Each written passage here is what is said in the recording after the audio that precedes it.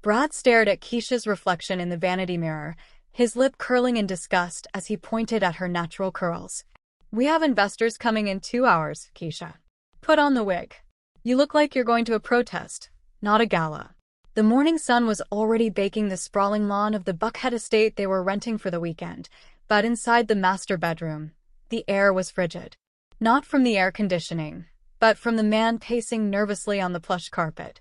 Keisha didn't turn around immediately.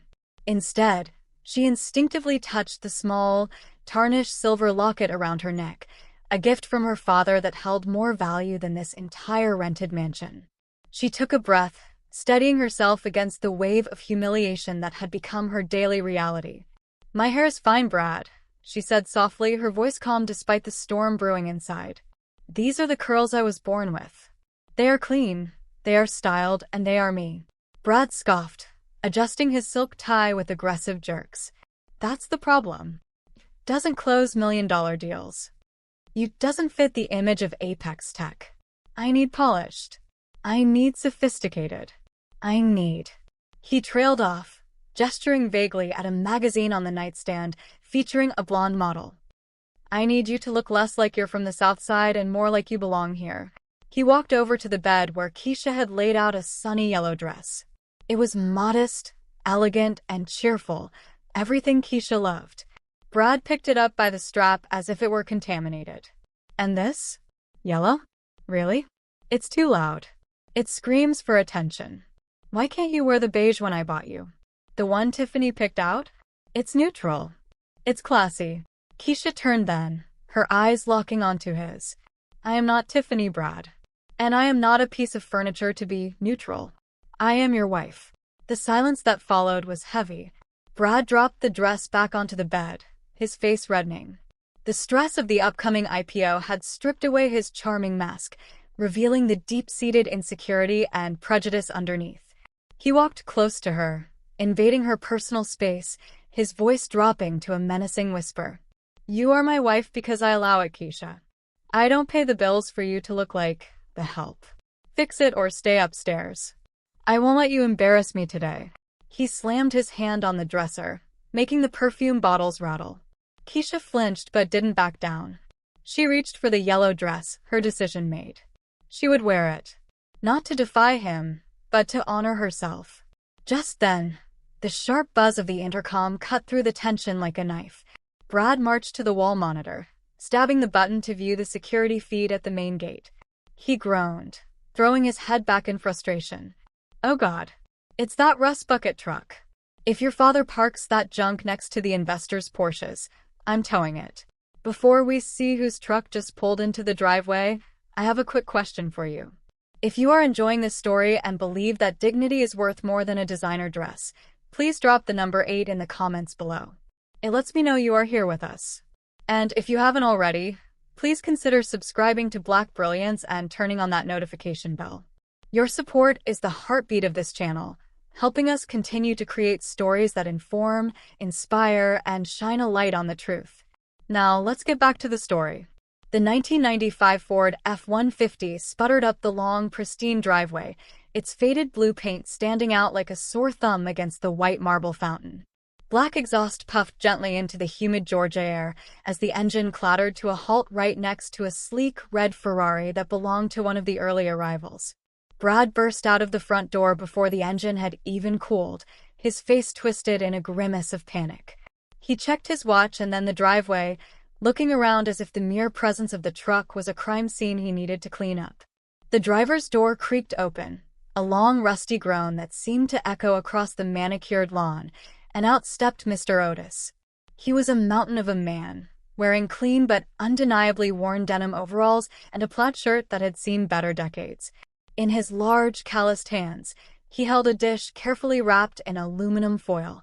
"Happy celebration, son," Otis said, his voice deep and warm, ignoring Brad's hostile posture. "Brought my famous sweet potato pie. Keisha said you were having a big to-do." Brad didn't offer a handshake.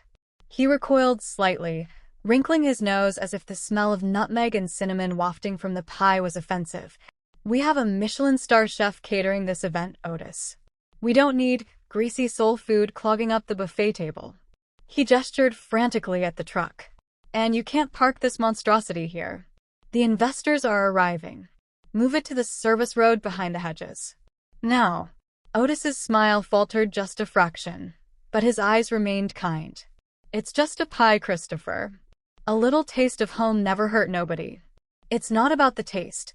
It's about the aesthetic, Brad snapped, checking his reflection in the window of the truck. This isn't a church picnic.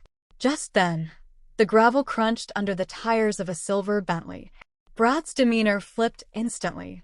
He smoothed his jacket, plastered on a winning smile, and practically shoved Otis behind a pillar. Stay back, he hissed. Mr. Henderson, a silver-haired titan of the banking industry, stepped out of the Bentley. He adjusted his spectacles, looking toward the entrance, but his gaze caught the tall figure standing in the shadows of the porch. Mr. Henderson froze. He squinted, his jaw dropping slightly. Otis? Good Lord, is that? Brad stepped in front of Otis, blocking the view. Mr. Henderson. Welcome. So glad you could make it. But Henderson leaned to the side, trying to make eye contact with the older black man. Otis caught his eye and gave a barely perceptible shake of his head, followed by a finger brought briefly to his lips. Silence. Henderson paused, confusion washing over his face, but he nodded slowly, respecting the silent command from a man he clearly recognized as an equal, or perhaps a superior. Brad, completely oblivious to the silent exchange of power happening right behind his back, laughed nervously. Sorry about the staff. We're a bit overwhelmed. He turned to Otis, his smile vanishing instantly. He grabbed a white server's apron from a nearby cart and thrust it into Otis's chest. If you're staying, put on this server's apron. We're short-staffed, and you look the part. Try to be useful. Otis slowly took the apron, his eyes hardening not with anger, but with disappointment. I'll help Christopher. A man is defined by how he serves, not what he is served. By 3 p.m., the pool deck was a sea of designer silk and linen, with Brad holding court in the center, clutching a Scotch glass like a scepter.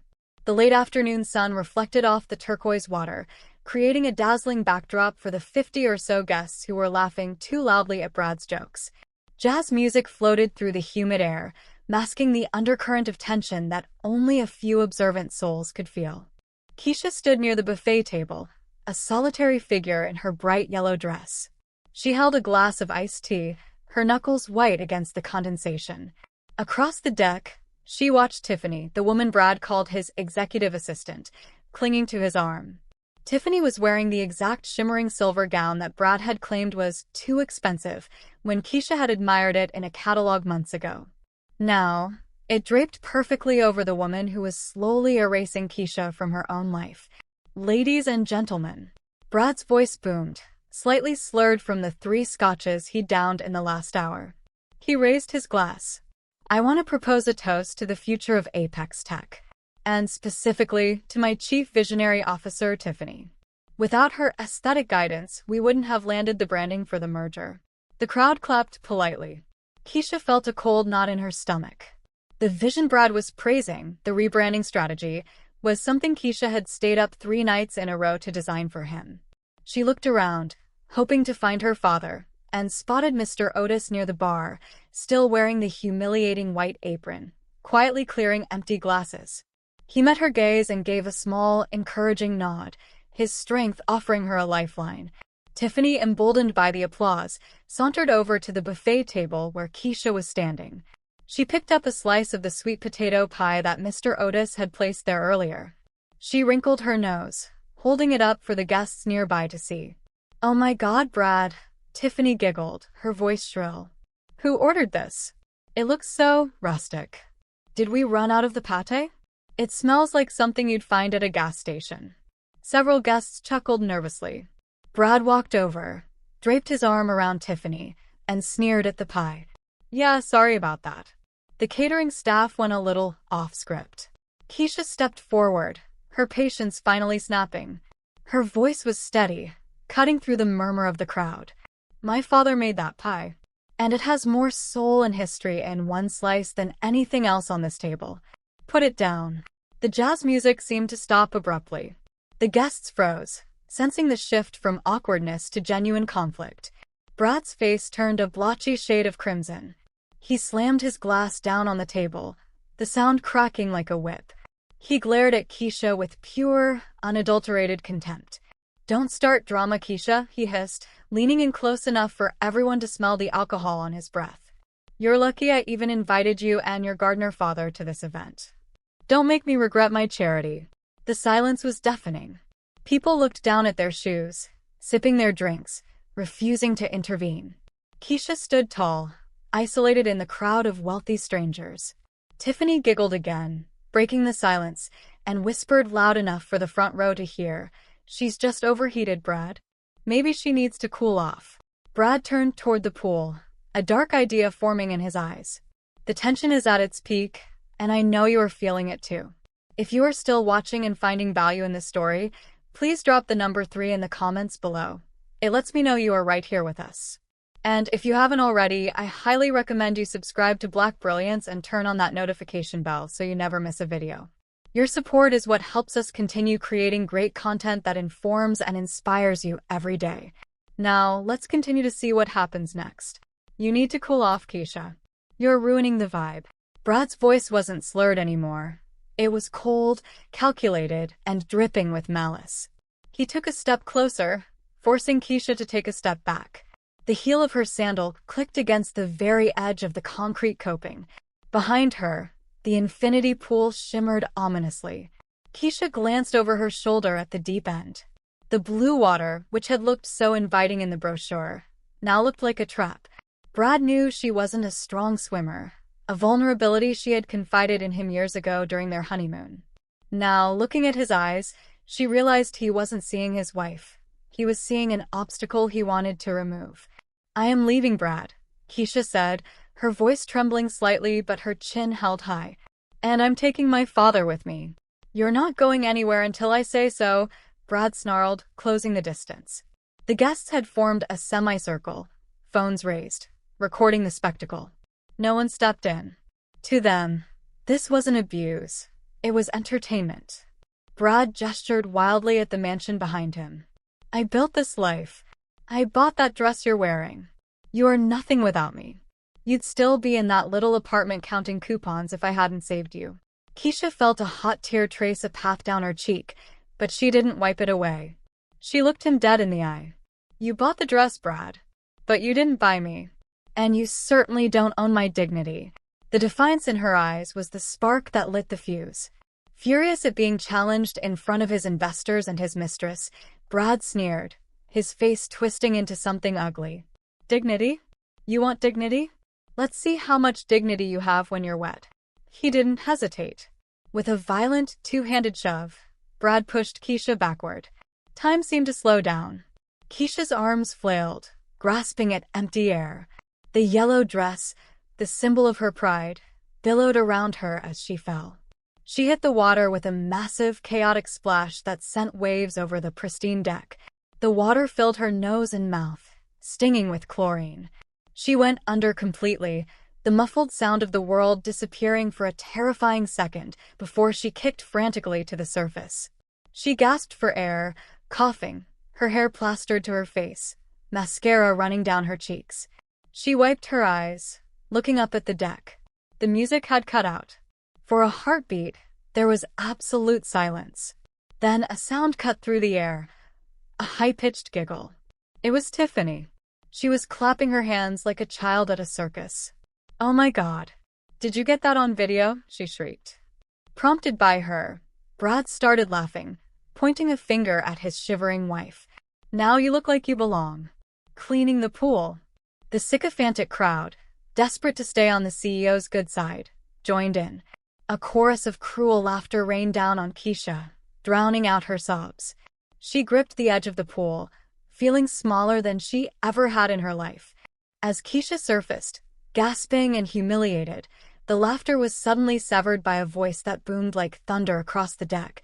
"Do not touch her again." The crowd parted instinctively as Mr. Otis marched through the center of the pool deck. He wasn't the hunched gardener in a stained apron anymore. His spine was straight, his shoulders broad, and he walked with the stride of a king entering his court. The terrifying silence of his approach was louder than any shout. Mr. Henderson, the silver-haired banking magnate who had been sitting near the bar, stood up abruptly, his glass slipping from his fingers and shattering on the tiles.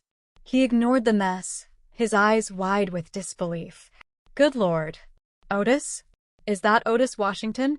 Brad, still high on the adrenaline of his cruelty, didn't notice the shift in the atmosphere. He turned to see the old man helping Keisha out of the pool, wrapping his heavy, worn-work jacket around her shivering shoulders with a tenderness that made the guests look away in shame. Brad stormed over, his face twisted in annoyance. Get your hands off her. And get out of here, old man. Security. Someone remove this trash. You might want to lower your voice, Brad, Mr. Henderson said, stepping forward, his voice trembling slightly. You clearly have no idea who you are speaking to. Brad laughed, a desperate, confused sound. I'm speaking to a gardener who crashed my party. Who are you defending, Henderson? I'm defending the chairman of the Washington Trust, Henderson replied, pointing a shaking finger at Otis. The man who owns the bank that just approved your IPO loan. The man whose signature is on every check you've cashed in the last 3 years. The color drained from Brad's face so fast it looked like he might faint. What? That's impossible. He drives a truck. Otis ignored Brad completely. He reached into the pocket of his overalls and pulled out an ancient, battered flip phone. He flipped it open with a sharp snap that echoed across the silent deck. He dialed a single number and put it to his ear, his eyes never leaving Brad's face. Leonard, Otis said, his voice calm but carrying a deadly weight. It's Otis. I'm at the Sterling property. Pull the funding. Yes, all of it. Invoke the morality clause immediately. Racism, public assault, and gross misconduct. I want the accounts frozen before I leave this driveway. He snapped the phone shut. For 3 seconds, nothing happened. Then a sound began. Buzz. Then another. Ding. Then a cacophony of digital noise erupted from Brad's pocket. He fumbled for his smartphone, his hands shaking violently. Account suspended. IPO launch canceled. Board of directors, emergency meeting called. Brad looked up, his eyes wide with terror. The investors around him checked their own phones, whispering furiously, backing away from him as if he were contagious.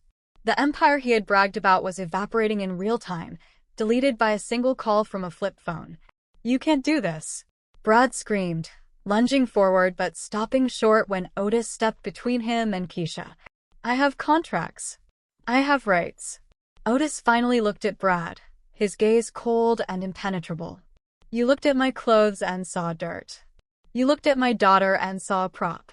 He took a slow step forward, forcing Brad to cower back. You should have looked at the ground, boy. Because I own the land you're standing on. Literally.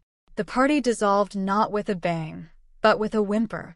The music had long since died out, replaced by the sound of expensive engines revving as guests scurried away to their cars, desperate to dissociate themselves from the ruincio.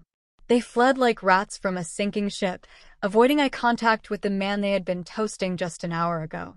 On a side table near the entrance, the foil-wrapped sweet potato pie sat untouched, a silent testament to the genuine love that had been offered and cruelly rejected.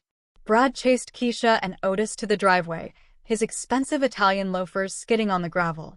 He looked disheveled, his tie undone, sweat pouring down his pale face. Keisha, baby, please. Wait. He grabbed the door handle of the rusted Ford F-150, desperate to stop them. It was a prank. I didn't know he was him. We can fix this. I love you. Keisha paused, her hand on the doorframe.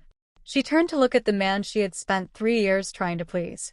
In the twilight, with the fireflies starting to blink in the hedges, he looked small. Pathetic, even. You don't love me, Brad, Keisha said, her voice devoid of anger, filled only with a deep, exhausting pity. And you aren't sorry because you hurt me. You're only sorry because you lost the money. No, that's not true. Brad stammered, looking around for support, but there was no one left. Even Tiffany was standing by the curb, tapping furiously on her phone. Tiffany, Brad called out, his voice cracking. Tell her it was just a joke. Tiffany didn't even look up as a black Uber pulled up. She opened the door and slid inside. I don't date bankrupt men, sweetie. Lose my number. She slammed the door, and the car sped off, leaving a cloud of dust in its wake. Brad fell to his knees, sobbing into his hands. I have nothing. I have nothing left. Keisha looked at her father. Mr. Otis stood by the driver's side, patient as an old oak tree. He didn't say a word to Brad. He didn't need to. His presence alone was the final judgment. He simply nodded to his daughter. Let's go get some real food, Dad, Keisha said, a small, genuine smile finally touching her lips. I'm starving. She climbed into the passenger seat of the rusted truck. The heavy metal door creaked shut with a solid thud, a sound more final than any judge's gavel. The engine roared to life, sputtering slightly before finding its rhythm. As the truck's red taillights faded into the dark, winding down the long driveway, Brad was left alone in front of a mansion he could no longer pay for, surrounded by the deafening silence of a life built on sand. Brad learned too late that true worth isn't worn on a sleeve, but carried in the soul. As Mr. Otis showed us, when we strip away the titles and the bank accounts, all that remains is how we treated people when we thought no one was watching. Remember, the hand you push away today might be the only one strong enough to pull you up tomorrow. If this story touched your heart, please share your thoughts below. Have you ever seen kindness win over arrogance? And don't forget to join our Black Brilliance family by hitting that subscribe button. Let's continue to shine a light on the stories that matter. Until next time, take care of each other.